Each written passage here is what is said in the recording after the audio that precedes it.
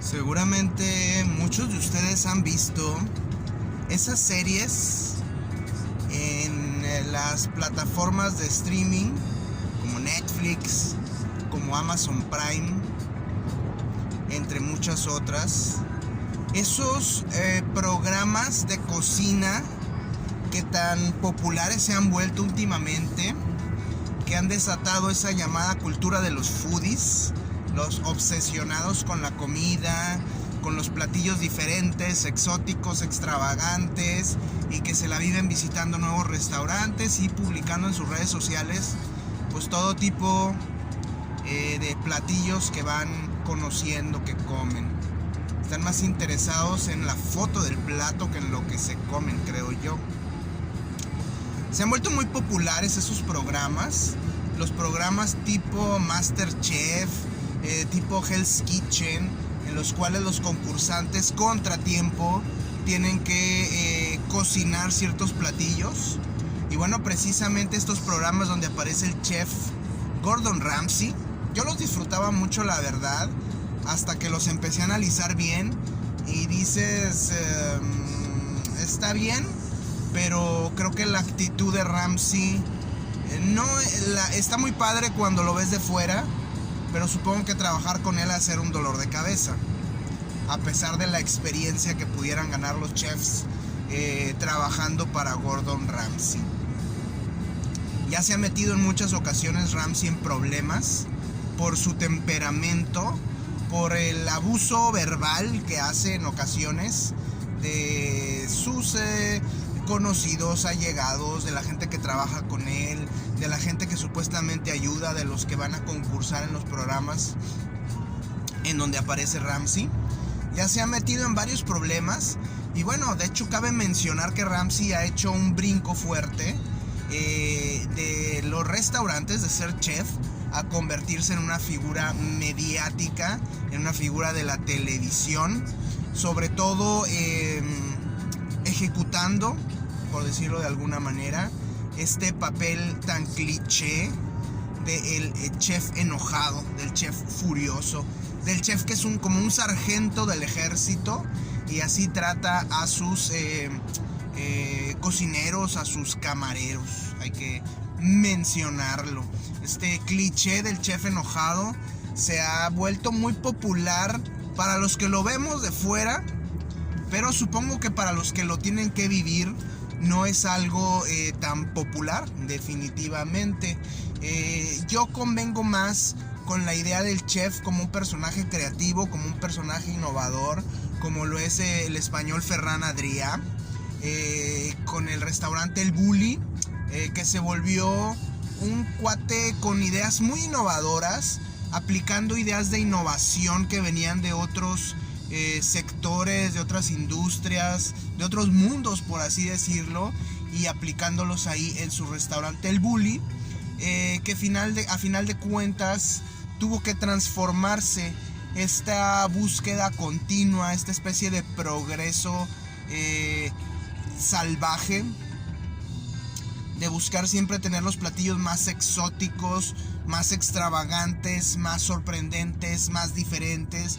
Eso en definitiva le ha pegado a este sector de la alta gastronomía, de la comida de alta gama o de la alta cocina, como quieran llamarle. Y bueno, precisamente en paralelo a lo que le sucedió al Bulli hace algunos años, el restaurante tuvo que innovar y cambiar su formato para poder sobrevivir, a pesar de ser uno de los mejores restaurantes del mundo. Adrià tuvo que hacer cambios, reconfigurar a El Bulli para que no desapareciera, para que sobreviviera por lo menos como marca y como concepto. ¿Qué hizo Adrià? Entre otras cosas, diversificar el negocio, abrir otros negocios secundarios a El Bulli, enfocarse a un menú más reducido, a locales más pequeños, a menos labor intensiva, y después también a hacer una especie como lo que hace Netflix, que cada cierto tiempo lanza temporadas y después deja pasar un tiempo en lo que produce la siguiente temporada. Así lo llegó a ser Ferran Adrià, en el sentido de que cerraba el restaurante El Bulli para ponerse a crear nuevas recetas y después lo abría durante una cierta temporada con un cierto menú y después cerraba otra vez. Entonces por ahí hizo ciertas innovaciones, más por necesidad que por inventiva, aunque lo hizo con mucha genialidad Ferran Adrià, pero eso ya mostraba de alguna forma los limitantes y las variables desfavorables contra las cuales se enfrentaba todo el tema de la alta gastronomía, alta cocina, alta gama, como le quieran llamar. Y bueno, digamos que todo esto se reflejó en una película del año pasado llamada The Menu, que si mal no recuerdo es precisamente de los mismos productores que hicieron esa película de No mires hacia arriba, no recuerdo cómo se llamaba, pero que hacen una crítica muy fuerte normalmente al capitalismo salvaje, a las condiciones políticas, y The Menu es precisamente una sátira en plan de comedia negra que ponía el dedo en la llaga sobre el tema precisamente de alta gastronomía, alta gama, alta cocina, y resaltaba obviamente a manera de película de terror los clichés de la industria, en la cuales podemos hablar obviamente de los foodies y su ilusa obsesión con la comida, devoción ciega, fanatismo por los platillos caros y extravagantes, pero también sacaba a flote el tema que les platicaba del chef enojado, el chef brutal, el chef grosero, el chef que ataca, que se quiere comportar como un sargento e imprimir esta disciplina brutal entre sus colaboradores. Y bueno, obviamente el abuso verbal y en ocasiones físico que sufren estos cocineros para poder hacerse un lugar en el mundo de la gastronomía de alta gama. Bueno, The Menu era una película, pero en ocasiones, como lo hemos platicado, no solo el arte imita la realidad, también la realidad imita el arte. Y bueno, cuando alguno de estos temas surge en una película, sabemos que está basado en algo o que algo similar pudo haber sucedido. En este caso estamos hablando del restaurante nórdico llamado Noma, que abrió hace aproximadamente unos 20 años, en el 2003, 20 años precisamente ya, que abrió el restaurante Noma por parte de el chef y creador de este concepto, de nombre René Redzepi. Y precisamente este chef inaugura lo que muchos le llamarían la nueva cocina nórdica. Este restaurante en Dinamarca, en Copenhague, el Noma, se convertiría en uno de los restaurantes más famosos del mundo, más prestigiosos. En algunas de las revistas que se dedican a reportar temas de alta gastronomía, alta cocina, alta gama, 5 veces lo denominaron como el mejor restaurante del mundo. El Noma se haría de 3 de las codiciadas estrellas Michelin. Y bueno, precisamente Redzepi se haría de una fama enorme. Un cuate nacido ahí en Dinamarca, de madre danesa y de padre albanés, que precisamente buscaba o busca combinar toda su herencia de Albania, de precisamente Dinamarca, y plasmarlo en su comida. Precisamente Redzepi sería chef en algunas temporadas, trabajaría con Ferran Adrià, tomaría esta idea de la cocina como una ciencia, de la cocina de la mano de la tecnología, una corriente que considero interesante, pero que pienso es complicada, porque de alguna forma mucho de la cocina es de raíces, es de tradiciones, y precisamente eso es lo que pienso hace bastante complicado este tema de la cocina, la gastronomía, la alta gastronomía, la cocina de alta gama. Precisamente lo hace complicado este tema del choque de las tradiciones milenarias o centenarias y este deseo de incluir la tecnología, incluir la ciencia.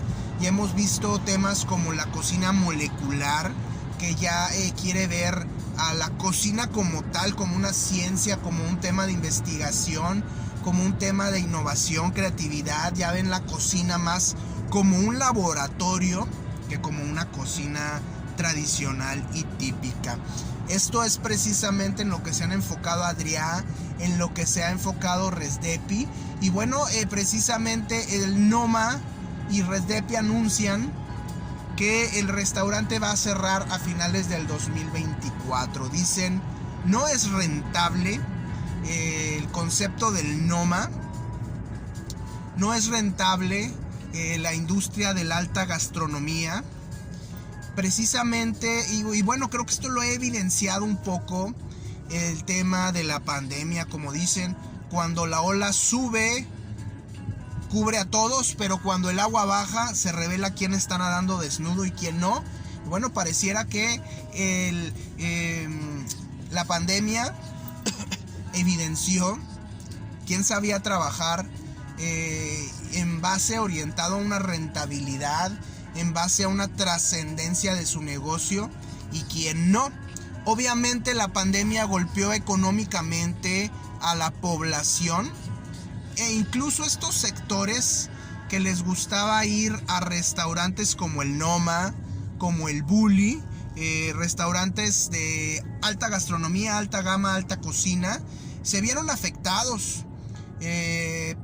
Hablan mucho del Noma, que llegaba a cobrar hasta $800 por platillo, lo cual es una brutalidad económica. Pero también se habla de que a pesar de estos costos exorbitantes, a pesar de estos costos excesivos, o estos precios excesivos, el Noma no era rentable.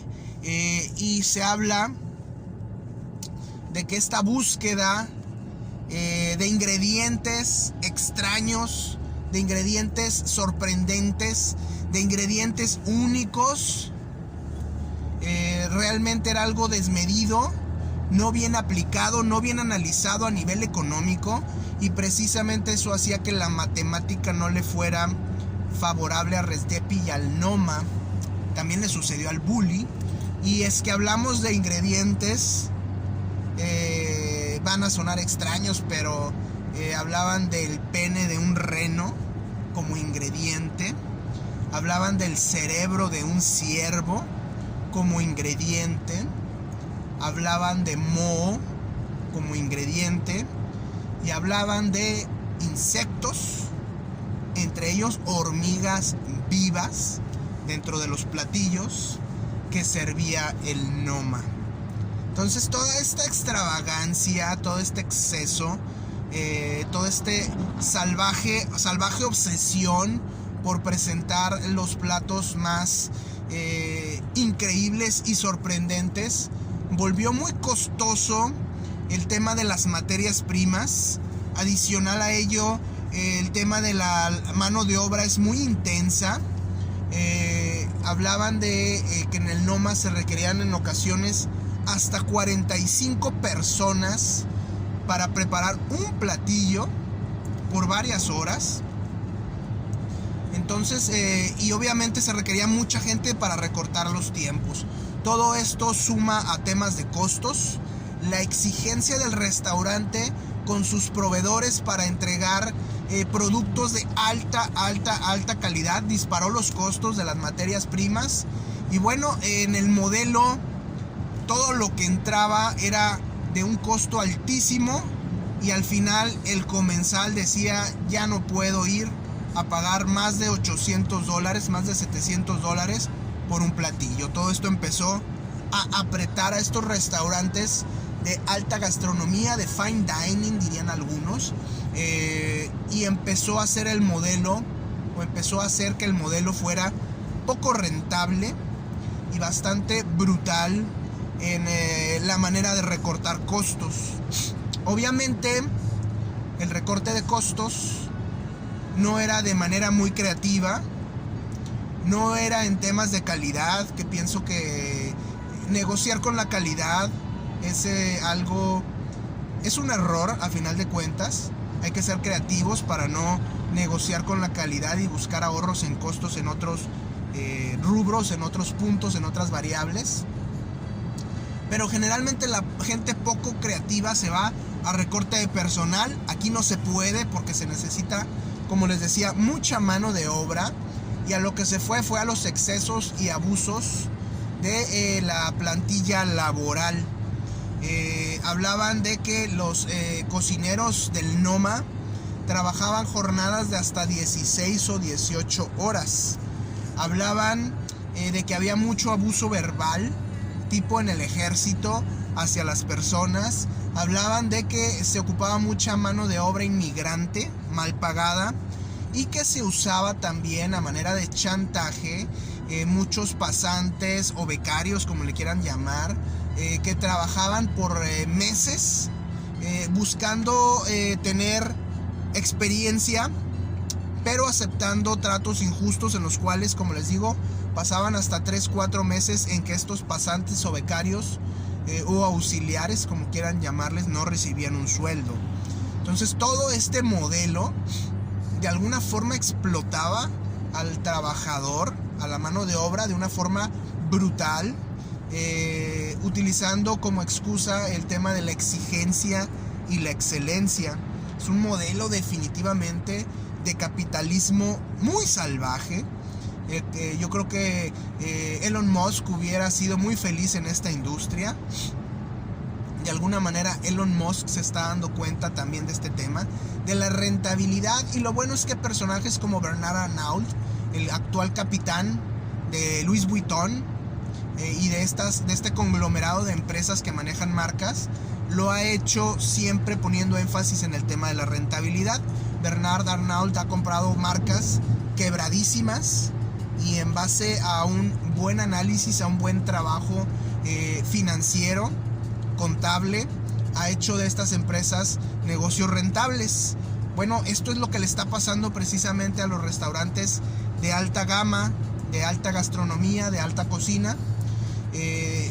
Son modelos muy salvajes en su obsesión de la excelencia, del ser únicos, pero no tienen esa disciplina o esa conciencia contable, financiera, económica, y eso es precisamente lo que los está haciendo sufrir y lo que reveló precisamente o dejó al descubierto la pandemia. ¿Qué está pensando hacer Resdepi, como lo hizo en su momento Adrià, para salvar el concepto del Noma, para mantener la marca del Noma?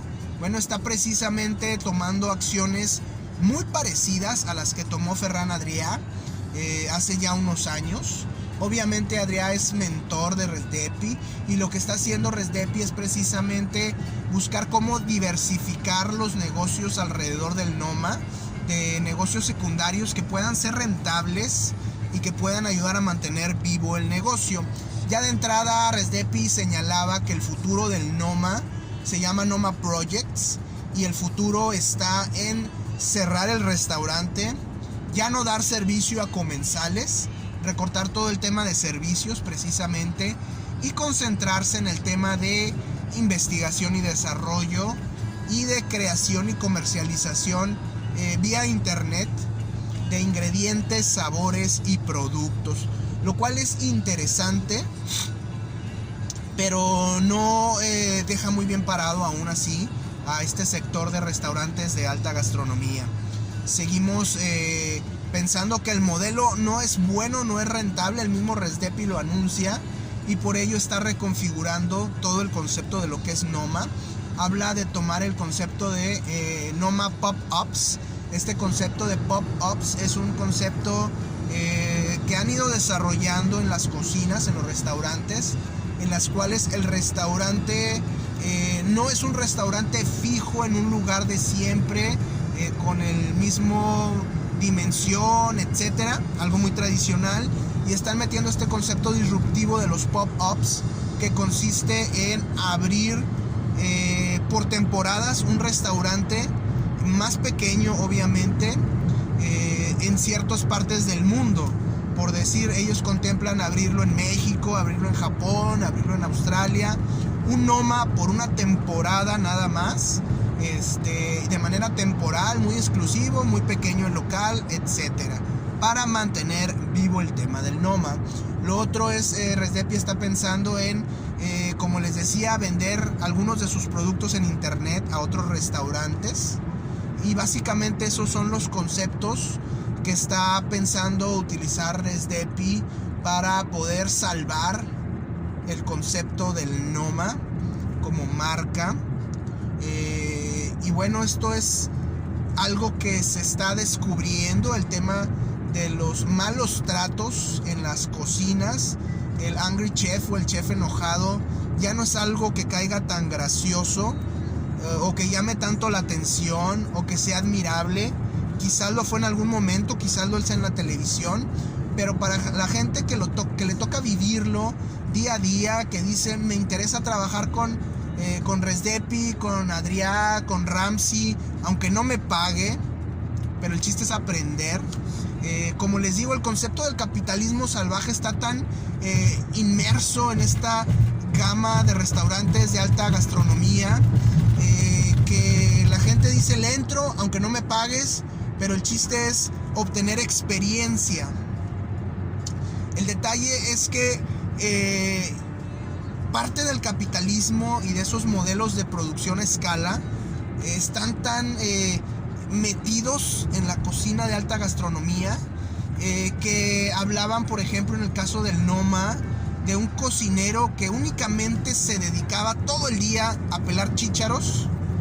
Entonces, imagínense la frustración de esta persona, el hecho de tan especializado que es su trabajo. En realidad, aunque trabaje 6 meses en el Noma, con Resdepi, con el mejor chef del mundo, en el mejor restaurante del mundo, si todo el día lo único que haces es estar pelando chícharos y encima no te pagan, a final de cuentas no ganaste experiencia y no ganaste dinero.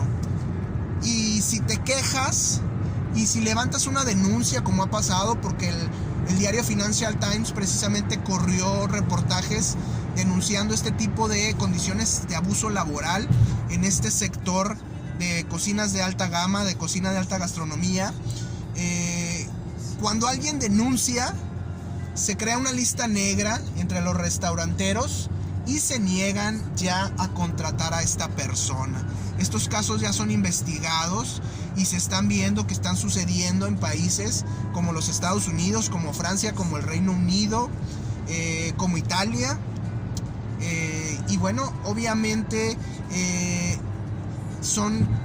esto va a dar un revuelo, esto va a ser un cambio muy radical dentro de esta industria, y posiblemente la tenga que transformar. Quizás, como hemos visto, como hemos señalado, como hemos leído, la industria como existe al día de hoy ya no sea un modelo sostenible, un modelo de redituable, y tenga que cambiar. Hay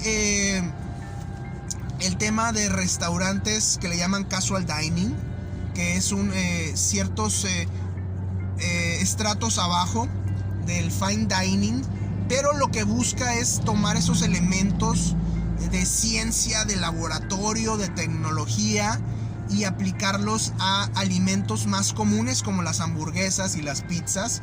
Así hemos visto que surgen conceptos como las pizzas gourmet, como las hamburguesas gourmet, que todavía a mí no me convence mucho, pero se dice que el casual dining está empezando poco a poco a comerle el mandado, a ganarle comensales a este fine dining. Ya no es posible pagar por estos, ya cada vez hay menos gente que está dispuesta a pagar estos platillos extravagantes, exóticos, ultra carísimos.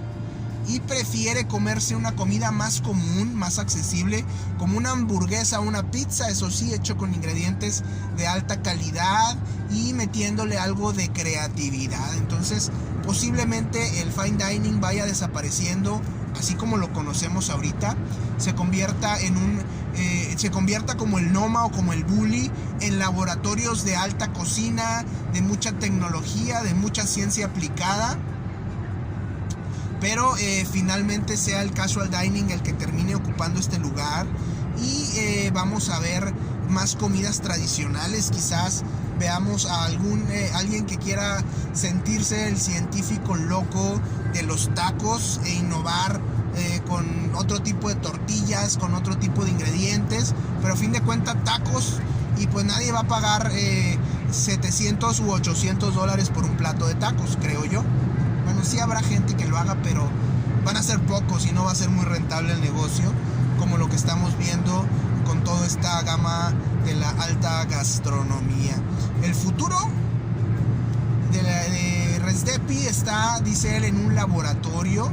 Se me hace muy interesante el concepto porque me tocó vivirlo cuando trabajé en la industria de alimentos, que estaba esa transición, esa coyuntura, ese choque entre lo tradicional, las recetas, y lo disruptivo, las fórmulas. El ver cómo ya no era un cocinero, ya no era un chef, sino un ingeniero en alimentos, el que convertía las recetas de la abuela, por así decirlo, de la tía, de la mamá, las convertía en fórmulas y en ingredientes secretos. Ya no era la pimienta, ya no era la sal, ya no era el comino, ahora era la fórmula 1, que podía contener sal y comino en ciertas cantidades, la fórmula 2, que podía contener chile y clavo en ciertas cantidades, y así. Entonces todo esto está pasando dentro del mundo de la cocina, y personajes como Adrià, personajes como Resdepi lo quieren transformar en algo diferente, en una ciencia, en un arte, en una tecnología, y eso es interesante, pero el modelo no aplica en un tema económico, en un tema rentable, y precisamente son las matemáticas las que mataron al Bully y las que ya han anunciado la fecha de caducidad del Noma. Vamos a ver qué pasa en este sector de alta gastronomía, de alta gama, de alta cocina, y vamos a ver sobre todo cómo se van transformando las condiciones de trabajo en esta